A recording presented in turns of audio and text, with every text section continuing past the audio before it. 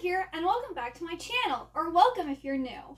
Today is my October reading wrap-up, so I'm going to be talking about the 11 books that I read in October, but I'm also going to talk about the 3 books that I've read in November so far. So today's November 7th, and I've already read 3 books, so I figured I'm just going to throw them in here too.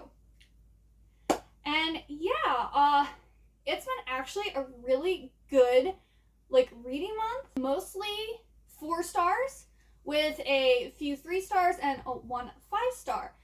So yeah, I'm really happy with all the books that I read. So let's just start talking about them. I'm not going to go in any particular order. I just have a stack here and I'm just going to go in order that the stack is. So the first book that I completed was Empire Storms by Sarah J. Maas, and this is the third to the last book in the Throne of Glass series.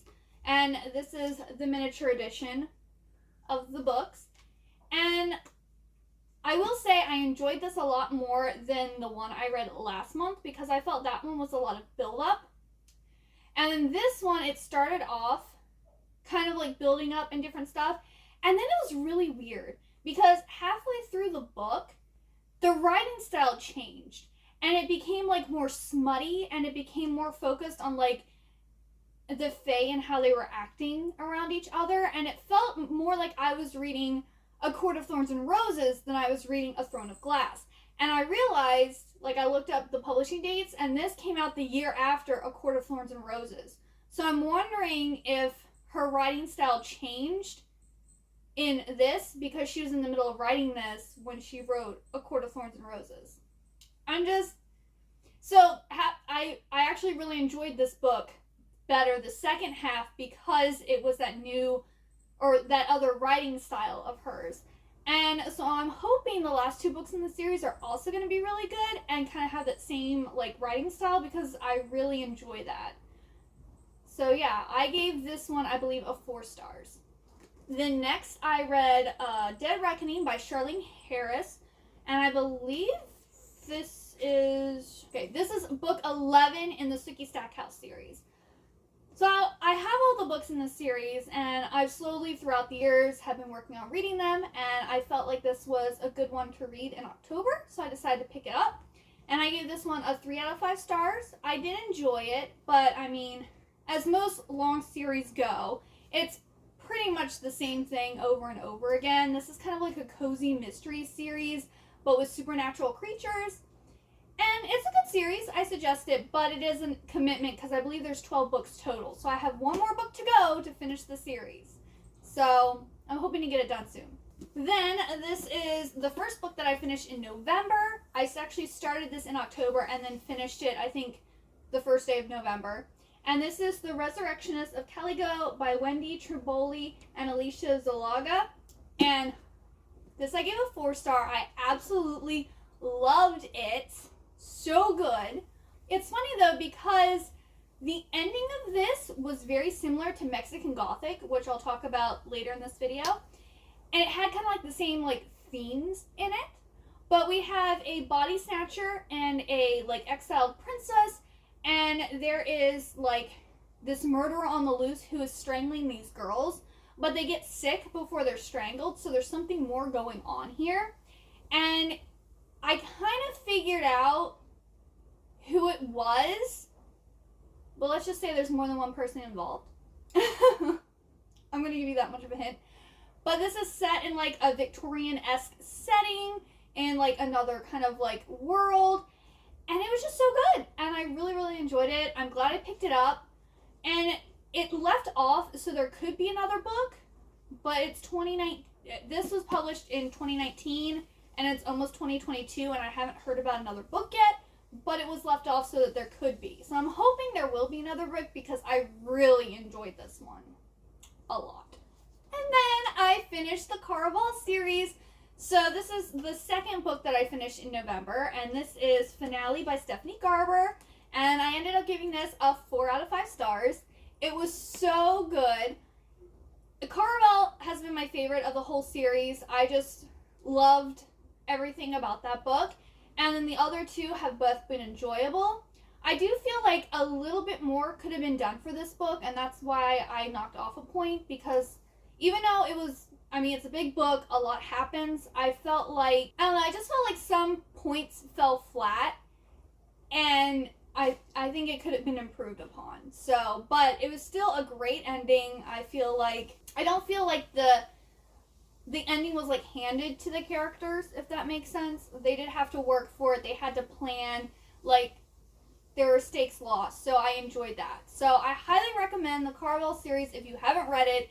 It's amazing, one of my favorites, and I can't wait to read her next book, Once Upon a Broken Hearts. I don't know if I'm going to be able to get to it by the end of this year, but I'm super excited for it.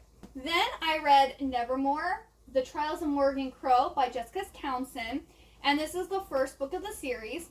I'm not going to really talk about what it's about because I've talked about it in my Vampathon reading vlog, I talked about it in a book haul, I talked about it in my reading vlog, so I've talked a lot about this book. If you're interested to know more, go and check out my videos.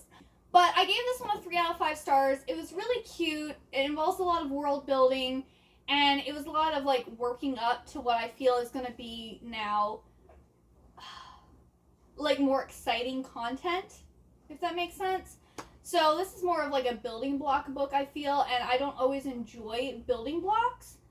So yeah, I did enjoy it, but that's why I got 3 out of 5 stars, because I'm liking everything that I'm hearing, but it just didn't feel exciting enough. It wasn't like, I guess, groundbreaking enough. I don't know. But I am looking forward to the rest of the series, because now that the world has been established, I feel like we can really get to like the story. You know what I'm saying? And then the book with the most beautiful cover. Absolutely love the cover of this book. I think it's my favorite book cover. But this is Lake's Edge by Lyndall Clipstone. And I gave this one a 4 out of 5 stars. I believe this is the first of a new series. And it was just so good. So in this, there's the lord of this like area. And he is rumored to have killed his whole family. And he has some type of like magical like powers. And he ends up meeting the main girl and her brother, and finds out that the brother has magical powers too, and he wants the brother to help him defeat like this darkness that's kind of like going to like, it's taking over him, and it could potentially take over the town. And it's just like a great gothic story. There's also kind of like a romance that goes on in it, and I highly recommend it. It was really good. It was a fast read, and if nothing else, it will look gorgeous on your bookshelf. Then I read Demon from Afar by Kari Yuki, and this is volume 1 of 6. And this one I gave 4 out of 5 stars. This is another, if you don't know who Kari Yuki is, she is like the supreme mangakin of gothic like horror literature. And this like ticks all the boxes. Like, if you've read Mexican Gothic, you'd probably really enjoy this book, or The Resurrectionist of Kelly Go, or any other like gothic literature. You'd love any of her stuff because it's so good. It has like there's, you know, child abuse, there's mistreatment of women, there's like rituals and like occult stuff in it. Like, it has everything. If you want more details about it, I talk about it in my Vampathon reading vlog if you want to know more. But I really like this, and I can't wait to read the rest of the series. Then I have Mexican Gothic by Silvia Moreno Garcia, and this I gave a 4 out of 5 stars. It was so good, but I kind of knocked off a point because I guessed pretty quickly what was going on. I didn't know how it was going to be executed, but I knew what was going on. So because it was kind of easy for me to figure out, I didn't, like, the ending wasn't like mind-blowing. So I only gave it a 4-star. But I really enjoyed it. Again, it's a great gothic story that has all the elements that you want. We have this girl going to this manor out in Mexico because her cousin Catalina says, "My husband's poisoned me, he's trying to kill me, help me." So she goes to look to see what's going on, and there's more going on than what you think. Catalina's not crazy. There is something going on. And it's just, it was so well written. It was a quick read because it's just over 300 pages. So I read this in, I think, like 2 days. I probably could have read it in one sitting, but, you know, work and stuff. But yeah, it was really, really good, and I highly, highly suggest this one. Then we have When Night Breaks by Janella Angelis, and this is book 2 of the, I think it's the Deck of Cards duology. The first one is Where Dreams Descend, and then the second one, and I read Where Dreams Descend in September, and I couldn't wait to get to this one, because it's very much like The Night Circus and Caraval kind of like mixed together. And while the first one I really enjoyed, I feel like things were wrapped up a little bit better in this book and kind of explained more what was going on. It wasn't fully fleshed out like it should have been, but I feel like it was enough that it was enjoyable. It did enough. So I did give it a 4 out of 5 stars because I really enjoyed it. I liked the plot. I liked that we got more about the story, but not everything was explained as well as it could have been. So that's why I got a point off, because it doesn't wrap everything up like I feel it should have. But Where Dreams Descend is basically a magic competition for magicians, and we have our main girl Kalia, and in this world it's very much like women are supposed to have like domestic magic and males are supposed to do more like show magic and be like, you know, on the stage doing their performances and things. But she wants to be that type of magician, and she's really powerful. She's also a born magician, which is one thing they say. They talk about people who are born with magic and those who acquire magic, but they never explain how those who acquire magic acquire it. Nor do they ever they never explain why there's this patriarchy and why women are kind of like oppressed and their magic's looked down upon and the male's magic is like revered. And you know, like those two things I feel like are never really explained. Which is a little disappointing, because especially like since this is published by a publisher, you think they would have been like, hey, you need to make sure you explain this and wrap it all up. So someone failed in their I guess editing duties. But it was still really enjoyable and I really liked it. And then, oh, guess what? Another Gothic literature! Or another Gothic story. So The Death of Jean Lawrence by Caitlin Starling. And this is probably my favorite Gothic story that I read in October and November. It still only got a 4-star. But that's because I didn't find the writing as enjoyable as the other books. But the ending was like, whoa! Like, I did not see the ending coming at all. Like, I was completely shook. But like reading it throughout, it was a more slower pace. There was more, like, I don't know, the writing style didn't really draw me in as much. But the ending was amazing. So it got 4 out of 5 stars. This is about Jane and her it's not necessarily her family, it's her guardians are going to be moving to this other town where she initially grew up, and her parents died in like this war, because this is kind of like a post World War One but set in a different like place. So it's a World War One post-war like esque world, and she doesn't want to go back there and kind of live through that trauma. So her only choice really is to find someone to marry her. So she picks this. She has a list, but the first one on her list is this doctor who, to her knowledge, hasn't been married. And he's kind of reclusive and to himself or whatever. So she says, I'm going to propose marriage to him, and this is going to be like a job. Basically, it's not going to be romantic. It's going to be like a job proposition. And he decides to go for it. But of course, there is romance. And one of the things, he's like, okay, I'll marry you, but there's one thing that you have to do. You can't go to my family's estate. And what happens? She ends up on their wedding night at the family estate. And there's clearly something wrong with the house. Like, there's something going on. She thinks it's haunted. And then she learns, like, rituals have been done there. Her husband's, like, in this, like, almost like a cult group.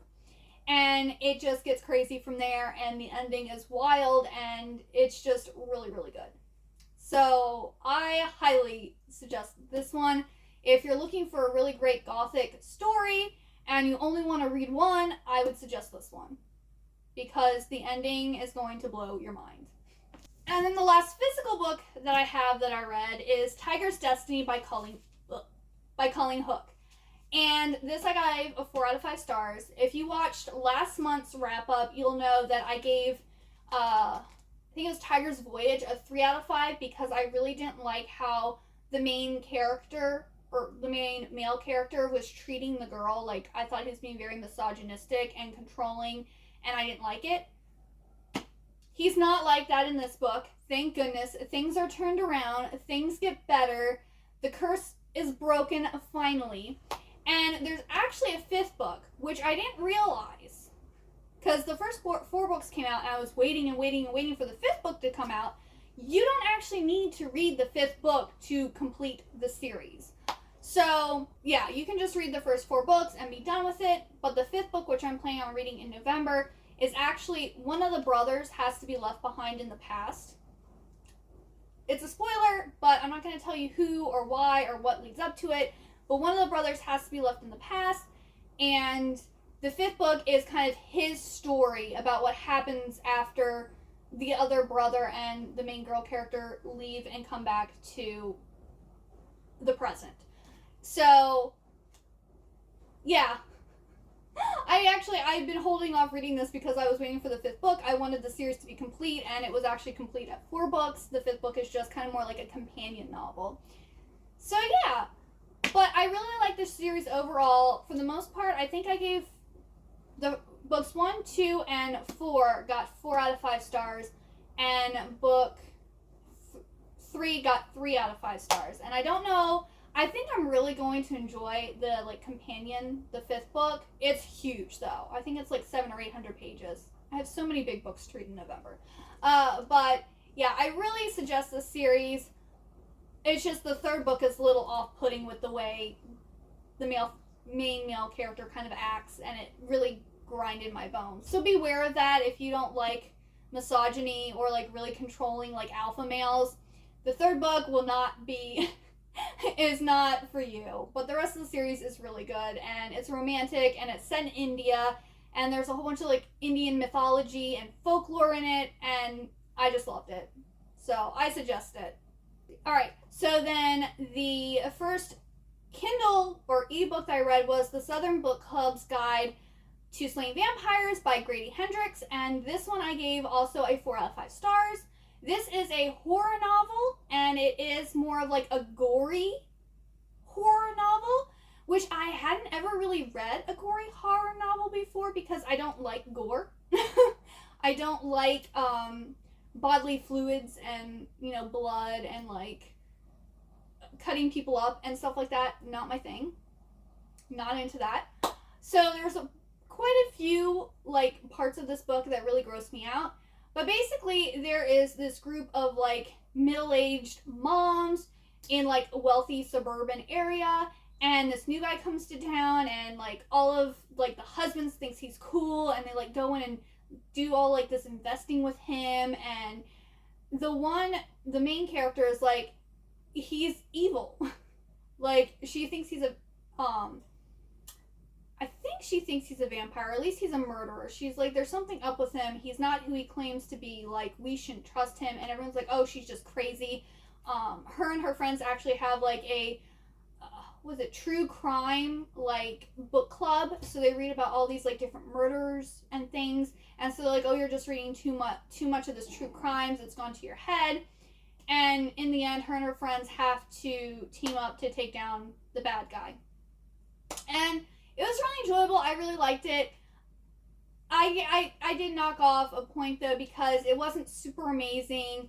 It wasn't, again, there wasn't a big like shock at the end, but it was written really well, which I really liked. And yeah, I also couldn't really connect to like any of the characters because they're all middle-aged married women, and I'm with kids. Don't forget, with kids. And I'm not middle-aged, I don't have kids, but I am married. But my husband isn't going to think I'm crazy if I tell him something. So I couldn't really relate to this. So, but yeah, that's just me. Maybe for a middle-aged woman, you connect with the characters more, or if you were in a certain relationship that they were, or circumstances and whatnot. A lot of times, though, I don't enjoy books as much if I don't relate to any of the characters. But that's just me. But yeah, really, I did enjoy it, and if you like gore, I suggest it. Then I also read If We Were Villains by M.L. Rio, and I gave this one a 3 out of 5 stars. And I was really excited for this one. I was like super, like, you know, it's dark academia, set in a Shakespeare school, which, yes, we got that. But the story itself was just kind of meh. Like, I knew who was going to get killed. I knew who the actual murderer was. Like, almost as soon as it started. There was 2 different people. I'm like, it could be one of the 2, but I'm leaning more towards this person, and I was correct. So it wasn't like a big wow at the end. It was just like, yeah, okay. It was more like, I know who got killed, I knew who did it. Now we're finding out, like, what led to it and how they murdered the person and, like, what happened. And the writing wasn't amazing either.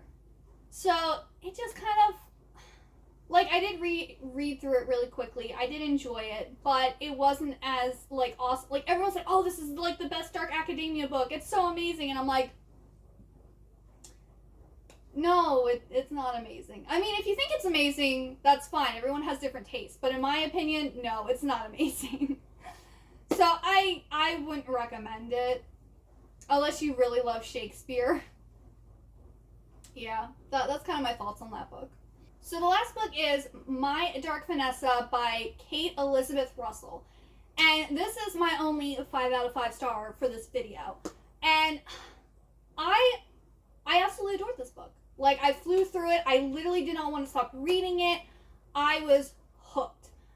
And, which is kind of shocking because this book is actually about a 15-year-old girl who is molested by her 42-year-old English teacher. And it's all from her perspective, and we're going from, like, 2 timelines. We're going from, like, when she's a 15-year-old girl, and I believe 2000, up to, like, 2007, which is, like, the main part of their relationship. And then we're looking at the present, 2017, and kind of, because the teacher has been basically called out for being a molester and doing things to other girls. And to my understanding, Vanessa was his first girl that he took advantage of. But the story's all about, like, grooming and manipulation and, like, Vanessa's struggle with whether she actually wanted it and it was okay because she agreed to it, or if she was actually taken advantage of by this older man and her kind of, like, coming to terms with her being a victim. So I just found it all really fascinating.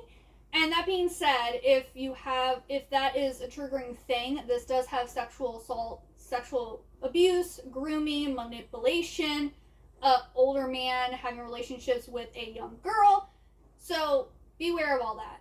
But I was just so engrossed in the story, and it was just so fascinating to see, like, her mind and how she processed everything. And yeah, I loved it. And there are a lot of references to Nebraska? The guy who wrote Lolita, the book. So I've actually purchased that book. It's on the way, and I want to read it because a lot of the things that are talked about, I didn't necessarily understand because I haven't read that book. And I have always been interested. Like, kind of like, I know it's like a taboo topic, and a lot of people are like, oh, it's super gross. But since I love My Dark Vanessa, and it's talked about all the time in it, I want to know what's up. But, and then there's, like, some other, like, books, because the teacher kind of starts off, like, complimenting her and giving her books to read that's, like, planting the seed of, like, older men being with, like, little girls, and, like, making it sound like it's okay and it's natural. And it was just so fascinating the way he, like, convinces her that it's okay for them to be doing this. He almost makes it, or he makes her think that it's her fault, that she's, like, doing this to him. Which I also think I found fascinating because my favorite movie is Disney's The Hunchback of Notre Dame. And in that one, my favorite bad guy is Frollo. Yeah, Frollo is, like, the best bad guy. He also has the best bad guy song, in my opinion.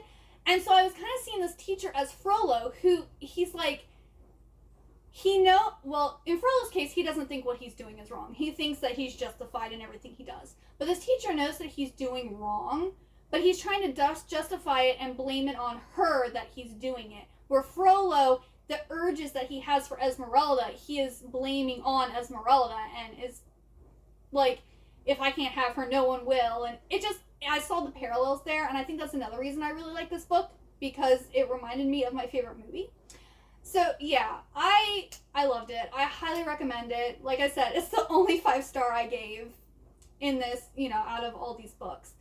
So yeah, let me know down in the comments down below what books you read in October, what you've read so far in November, what you're planning to read, because I will have at the end of the video a list of all of my November TBR books.